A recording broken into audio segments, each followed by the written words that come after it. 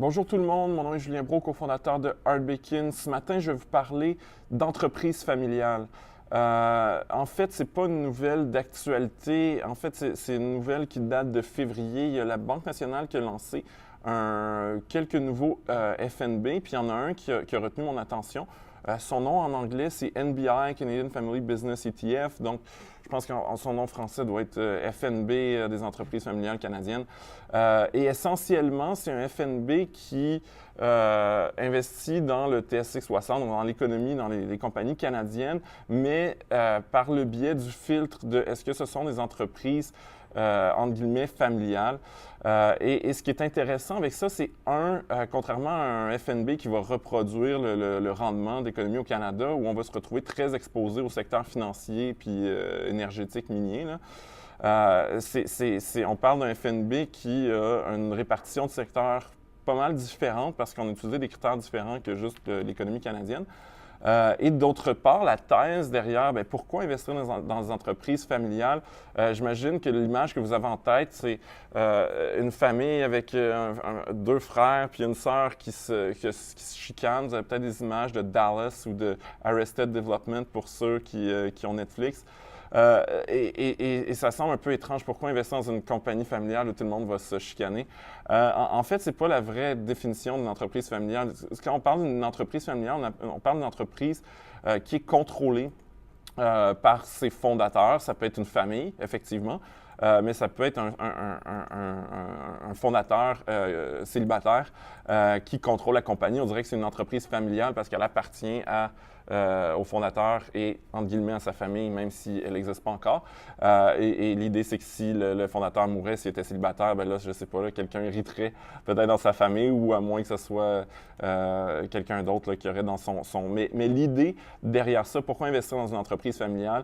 Parce que quand on est propriétaire d'une entreprise, quand on contrôle une entreprise, on va y accorder une attention puis une obsession beaucoup plus grande que si on est juste un PDG qui était engagé, qui a peut-être juste 1% de la compagnie qui, dans le fond, est là pour le salaire, va gérer probablement moins à long terme et va peut-être se réveiller moins souvent la nuit pour prendre les bonnes décisions. Donc, c'est l'idée d'une entreprise familiale. D'ailleurs, et c'est pour ça que je vais vous montrer le FNB. Si vous voulez prendre l'approche facile, vous pouvez juste aller investir dans le FNB de Banque nationale. Donc, NBI, Canadian Family Business. Donc, il y a des frais de gestion de 0,35 % qui vous permettent, qui est le frais, dans le fond, pour réunir ces actions-là dans un même panier pour vous. Et très, très peu d'actifs sous gestion, c'est même étonnamment bas, 2 millions. C'est rare et en général, il faut faire attention à investir dans un FNB qui a autant peu d'actifs sous gestion. Cela dit, Banque nationale va le supporter, donc selon moi, il n'y aura pas de problème de liquidité. Si vous l'achetez, vous allez être capable de le revendre. D'ailleurs, National Bank Securities est probablement le desk de trading au Canada qui négocie le plus de FNB. Ce ne sont pas les plus gros en tant que manufacturier de FNB, mais je suis sûr qu'ils vont être capables de le supporter. Vous allez pouvoir le revendre. Cela dit, c'est quand même inquiétant, juste 2 millions. Si c'était un petit joueur, je n'y toucherais pas. Étant Banque nationale, c'est moins pire. Mais en fait, pas besoin d'investir dans le FNB. Il faut aller regarder des entreprises qui sont familiales. Et il y en a une qui justement qui est l'exemple de ça, c'est Shopify. On ne pense pas à Shopify comme une entreprise familiale, parce que son fondateur, Tobias Lütke, qui contrôle l'entreprise, n'est pas si vieux que ça. Là. Je pense qu'il est un peu plus vieux que moi, mais à peine. Donc, on qualifie quand même ça d'entreprise familiale. Et là, ça représente 2,41 % du FNB en question. Donc, si on regarde Shopify, entreprise qui perd de l'argent, mais qui est quand même bien positionnée. Belle capitalisation boursière de 22 milliards. Les analyses disent renforcées, donc c'est positif, mais ce n'est pas la note finale qui serait vraiment achetée. Mais allons voir d'autres entreprises. Donc ça, c'est pour les plus téméraires qui aiment investir en tech. D'autres entreprises comme Canada Goose Holding, les manteaux, les manteaux trop chers, est une entreprise familiale. Et donc, ratio court-bénéfice de 80, c'est quand même un stock de croissance, c'est assez cher. Les analystes disent conservé. Donc, conservé qui est relativement neutre là, comme rating. Donc, tu sais, une entreprise qui a une belle croissance, mais je la trouve encore chère. Fait qu'on va essayer de trouver quelque chose de moins cher. Cogeco aussi, le câbleau distributeur qui est surtout présent au Québec. Cogeco, et là, est-ce que c'est Cogeco ou Cogeco? C'est Cogeco Communication. Donc, qui est une entreprise familiale. Ratio court-bénéfice à 11. Vraiment pas cher, belle marge de profit. Les analystes sont relativement neutres. Donc, c'est le genre de stock qui ne va pas augmenter en fou, assez ennuyant, mais profitable et un prix relativement intéressant. Rogers a pris 40 de participation dans Cogeco. Donc, on peut imaginer que Rogers serait intéressé éventuellement à l'acheter. Si ce n'est pas Rogers, j'imagine que Vidéotron le serait. Donc, selon moi, stock quand même relativement intéressant.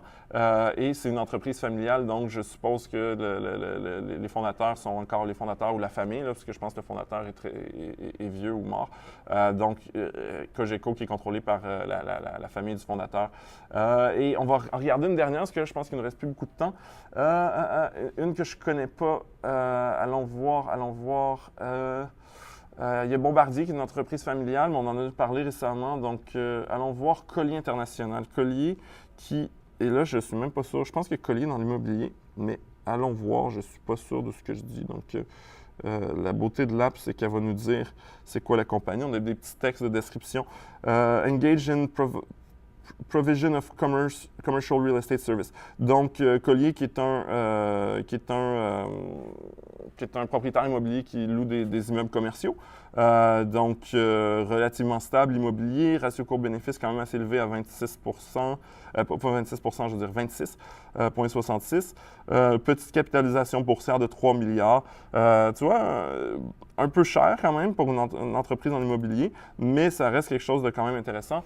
Donc, ce qui conclut le petit tour d'objectif. Si vous allez voir d'autres idées d'entreprises familiales, n'hésitez pas à aller sur Internet et à taper NBI, Canadian Family Business. Vous allez voir d'autres titres si vous lisez le prospectus. Sinon, vous pouvez juste télécharger l'app. D'ailleurs, si vous avez des investissements en bourse, je vous recommande d'aller sur Google Play, sur Apple Store, chercher RBakin, télécharger l'app. Ça vient avec un 14 jours d'essai gratuit. Ça se connecte à tous vos comptes d'investissement, analyse votre portefeuille, vous donne toute l'information financière que vous avez besoin pour réussir en bourse. Puis, si vous n'avez pas déjà de compte d'investissement, on a une super offre avec Desjardins. Ça vient avec 10 transactions gratuites, un congé de frais de gestion pendant 1 an. Ça vient avec 3 mois d'abonnement à notre super application et finalement notre cours en ligne sur l'investissement qui va vous apprendre tout ce que vous avez besoin pour avoir du succès en bourse. Et c'est gratuit, donc allez sur rbacon.ca/Desjardins. Sur ça, je vous souhaite une super bonne journée.